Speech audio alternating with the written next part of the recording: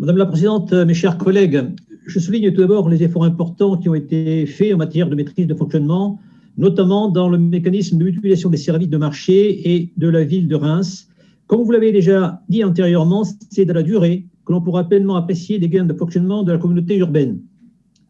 Ceci dit, je note que le document DOB indique que l'ouverture de fin 2020 du complexe aqualudique impactera le budget principal, tant en fonctionnement qu'en investissement, par le versement de subventions de fonctionnement et d'investissement à verser aux concessionnaires.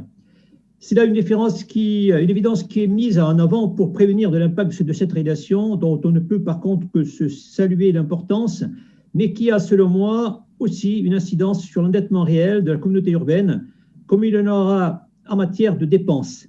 La délibération 201 en est l'exemple non prévu. La dette du Grand Reims, au strict plan comptable, est à un très bon niveau. Comme pour la ville, je souligne que celle-ci ne comporte pas techniquement les engagements financiers pris dans le cadre des délégations de services publics en matière d'investissement, voire de fonctionnement, qui servent aux délégataires à régler leurs emprunts propres bancaires. Il ne les inclut pas, puisque ce n'est pas le Grand Reims qui a souscrit directement l'emprunt et qui n'ont donc pas à être inscrits au compte 16 du plan comptable M14. Il n'en présente pas moins un engagement qualifiable de dette, selon le rapport de la Chambre régionale des comptes sur le dossier TRAM. Dans une présentation relative à l'endettement, il conviendrait donc d'en tenir compte pour avoir une image plus réelle de la situation. À ce titre, dans les ratios d'Astrat, l'encours de la dette sur la population aurait un écart moins favorable qu'actuellement par rapport au ratio moyen national. On ne peut cependant comparer que ce qui est comparable, puisque le ratio moyen national n'intègre probablement pas ce type d'engagement. Ce qui me fait dire que les estimations de dette au niveau national sont probablement sous-estimées et qu'il serait opportun de proposer d'intégrer les engagements vis-à-vis d'un délégataire dans le plan comptable comme dette assimilée, par exemple par extension du domaine du compte 1687, autres dettes.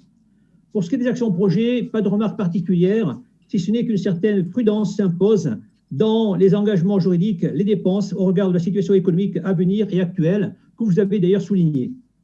J'ajoute, s'agissant en fait de la dette et des prévisions qui sont faites pour la fin de mandat, qu'il est dommage qu'il y ait un dérapage de la dette, même si, comme ça a été signalé, passer de 2 à 6 ans, ça se situe toujours dans quelque chose de tout à fait honorable.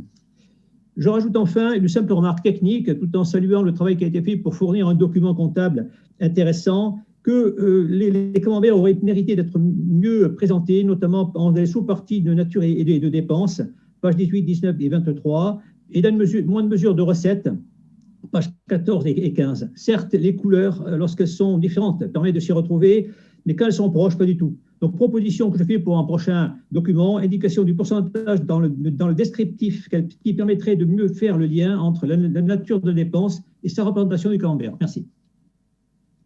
Merci, Monsieur Philippot. Monsieur Quesnard. Oui, Madame la Présidente, mes chers collègues,